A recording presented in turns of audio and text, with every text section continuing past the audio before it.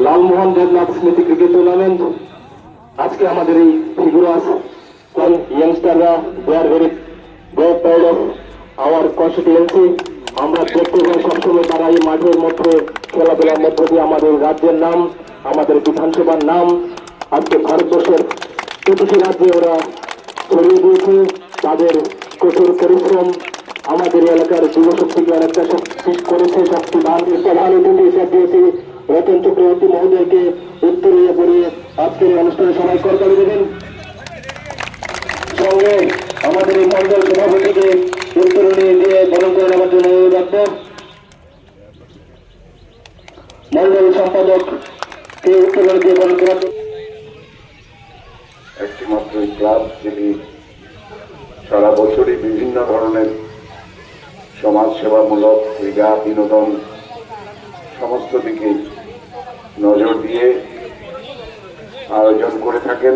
কর্মকার মহোদয় যিনি খেলোয়াড়দের উদ্দেশ্যে বিশেষ অতিথি রূপে আমাদের মধ্যে উপস্থিত আছেন, আমরা আমাদের তরফ থেকে weed like to request him to give an important speech towards the players. আজকের এই স্বর্গীয় লালমোহন দেবনাথ স্মৃতি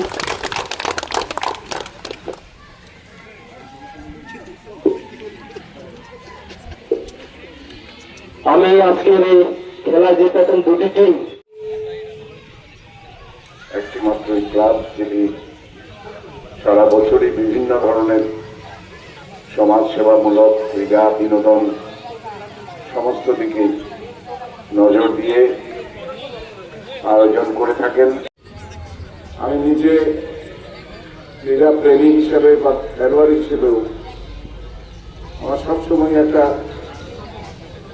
উদ্দেশ্য থাকে যে খেলাধুলার আরো একটু বেশি প্রচার কিভাবে করা যায়।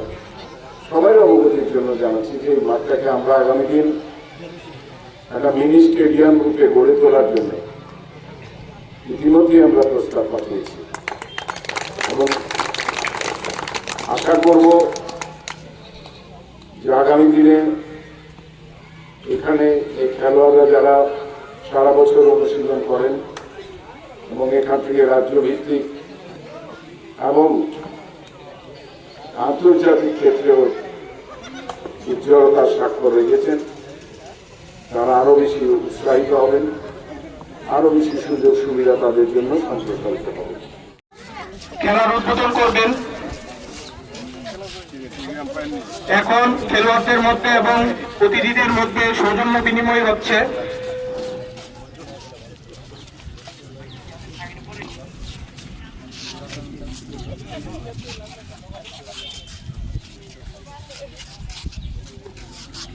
বিভরাজ ক্লাবের উদ্যোগে স্বর্গীয় লালমোহন দেবনাথ বলার অর্পণ।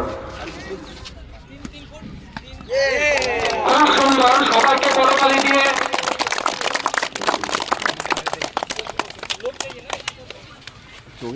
করে